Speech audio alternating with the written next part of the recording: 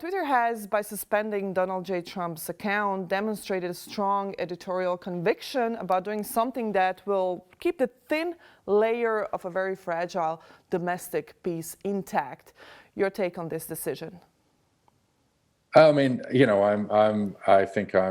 share the sentiment of tens of, maybe hundreds of million people, billions of people around the world in rejoicing the fact that Donald Trump has been permanently banned from social media platforms.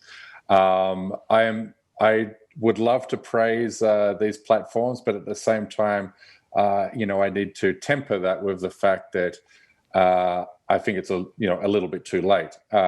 He's about to leave office.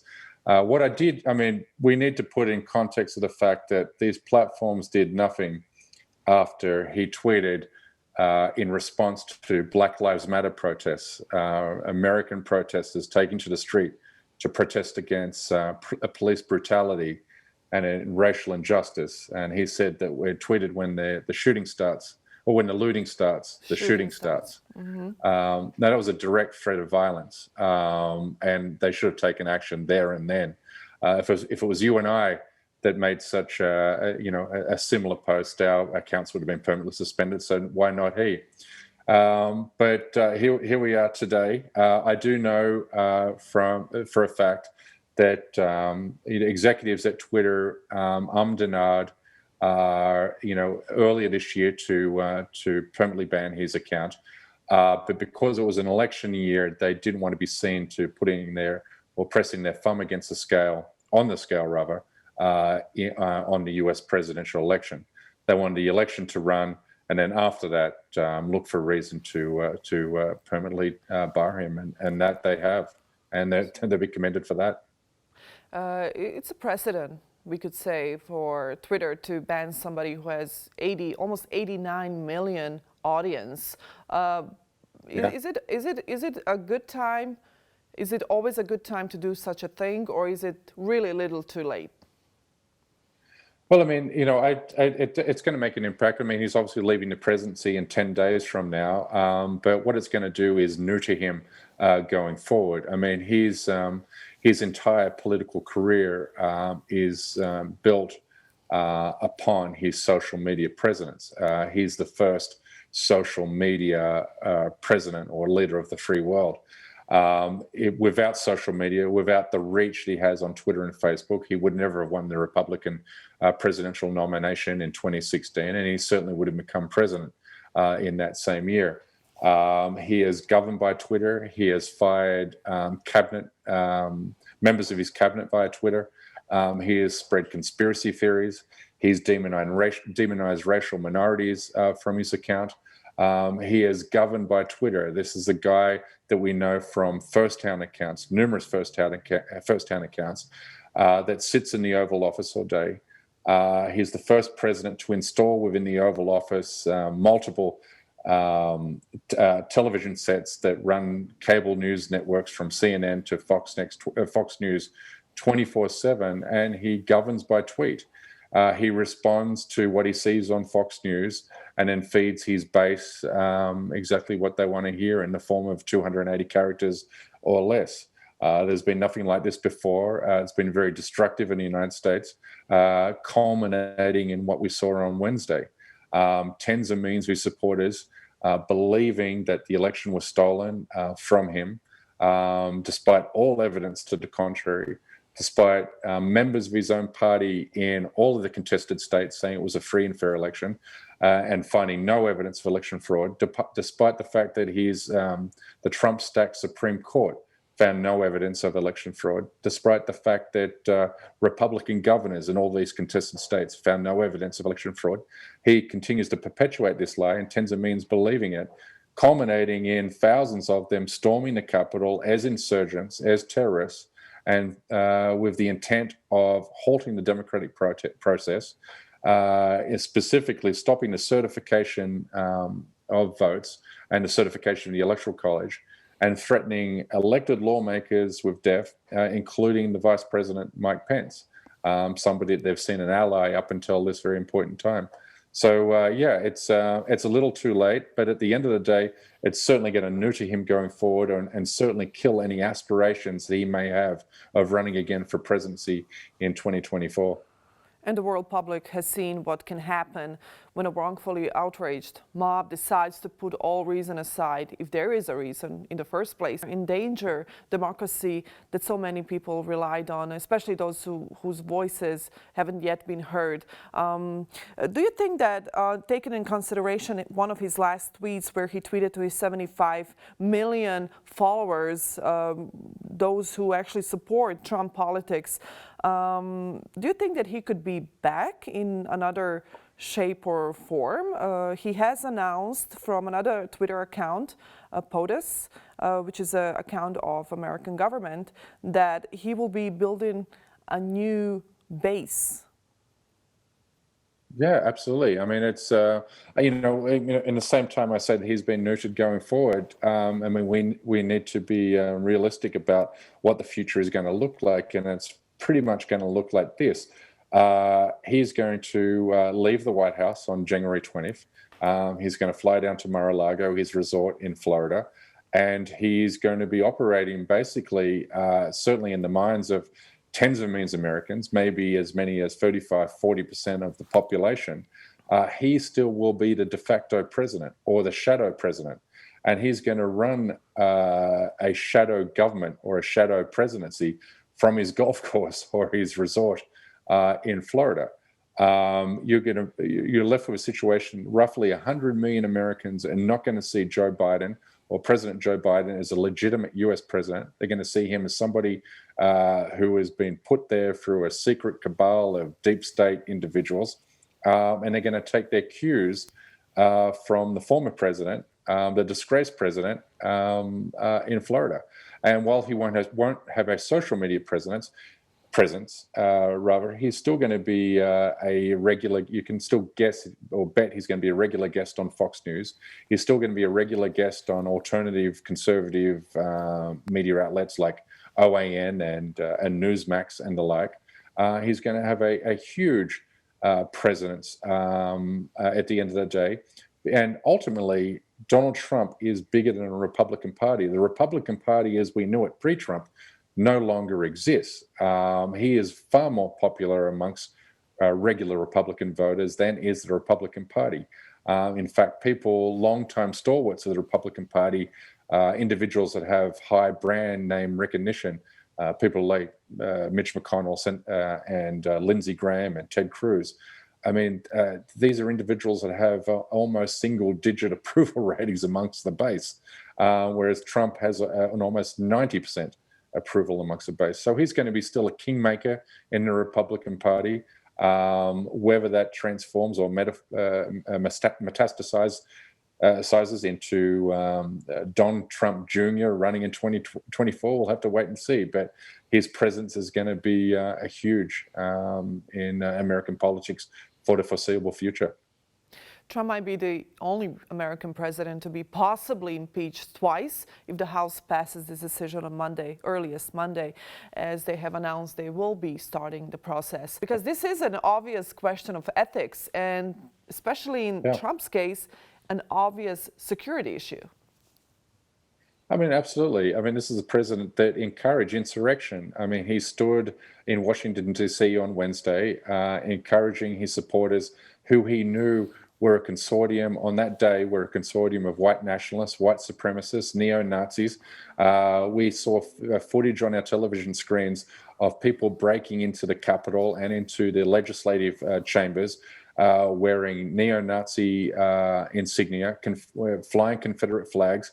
There was even one guy wearing a Camp Auschwitz pullover, basically a pullover mocking 6 million victims of the Nazi Holocaust in the 1930s and 1940s. So, these are the people that Trump was speaking to when he gave that speech in Washington, D.C. on Wednesday. He encouraged him to go to the Capitol, to show strength, to not take a backward step, and to not concede power in any shape or form. And they did exactly what he told them. They ran up the steps, they smashed windows, They broke into the chambers and they threatened elected American officials with death as they huddled behind their desks, whilst also bashing a police officer. And then this is a group of individuals we need to remember that likes to brag or boast about being the law and order party that is devoted to the thin blue line and American police forces, but they bashed an American police officer to death with a fire extinguisher. We have to see them for what they do. If they had broken into the Israeli Knesset or the Beijing Politburo the same way that they broke into the Capitol on Wednesday, they would have been shot dead. This was a coup or an insurrection by its very definition. If this was any other minority group protest, it would have a complete different outcome.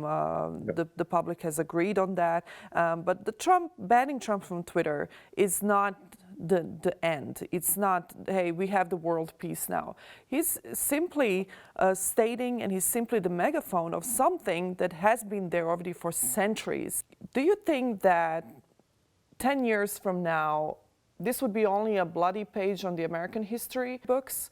Or is this something that we will have to pick up on again and seeing the scenarios of this January 6th, thinking that it's possible again in the United States? Oh, absolutely. I mean, we'd be foolish to believe that what we saw on Wednesday is, something which took place in a vacuum or in isolation. We would do well to view, the attack on the Capitol as the opening salvo in what I believe is going to be a long, protracted, diffuse civil war. You have the same groups that mobilized during the week are now taking to social media, and they're viewing that what happened on Wednesday as a profound success.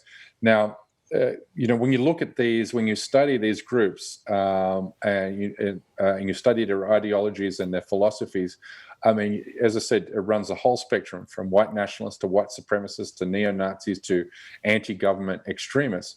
But if you were to find one text or one body of work which encapsulates their ideological strand, it's the 1978 novel The Turner Diaries, and in that book, the author, and the name of the author escapes me, Willing Pierce, rather. The author suggests that when they take the Capitol, the idea is not to cause mass casualties, but rather to show to fellow travelers, i.e. white supremacists, white nationalists, far-right extremists, that the government can be easily attacked and that the government's monopoly over violence is an illusion meant to pacify true patriots. So that's the message that these groups and individuals are taking away from Wednesday, that basically the government is not as powerful as they've been led to believe, that the corridor and concentration of American government was basically protected by 6 parking lot police officers or mall cops. They're readying themselves for the next round of violence.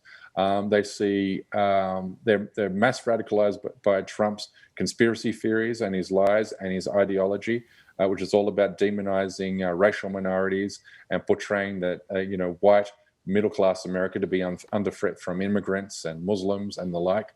And they see in him a vessel for all their racist fantasies, and they will do whatever it takes to either avenge what they believe to be his illegitimate defeat or reinstall somebody of his like. No matter what happens, this is going to be his legacy. So Israel's denying COVID vaccine to Palestinians is inhumane and unjust. What is going on in Israel, and how is Israel using the pandemic to minimize the human life, the humanity of the Palestinians, and prolong the ongoing humanitarian catastrophe that's going on right now in Gaza and on the West Bank? Yeah, I mean, absolutely. I mean, you've got Israel is one of the the worst COVID distressed, or the most COVID distressed countries in the world at the moment. Even though it's had a successful initial stage of the vaccine rollout, it's totally besieged by a a devastating second wave of infections. I believe the last time I looked, it was around about 7,000 new daily infections. I mean, that's a staggering amount of new people who are being infected every day in a country of such a relatively small population. Now, the mishandling of the pandemic in the country, I mean, anybody who understands Israel is a fortress. It has the most secure borders in the world. The fact that it's one of the most distressed COVID countries in the world is purely because of the mishandling of the pandemic by the Netanyahu government. Now, the health and well-being of the Palestinian people is in the hands of the Israeli government, because the Israeli government is the illegal occupier of the Palestinian people. So they've bungled the response, the pandemic response. They had a first wave of infections. When they believed that they were on top of it, they opened up the economy too early, sending schools back, opening up religious house of worships and so forth, shopping malls and the like. They had a devastating spike of infections. It disproportionately affected the Palestinian people because of the fact that the Palestinian people occupy the lower socioeconomic rungs of Israeli society. I'm talking about Palestinian Israelis, because of discrimination, because they're the foreign, regarded by Israelis as the undesirable other. And then you look at the Palestinian territories themselves. I mean, you now have 85,000 Palestinians which have been infected with the virus in the occupied West Bank, and roughly about 40,000 cases in Gaza.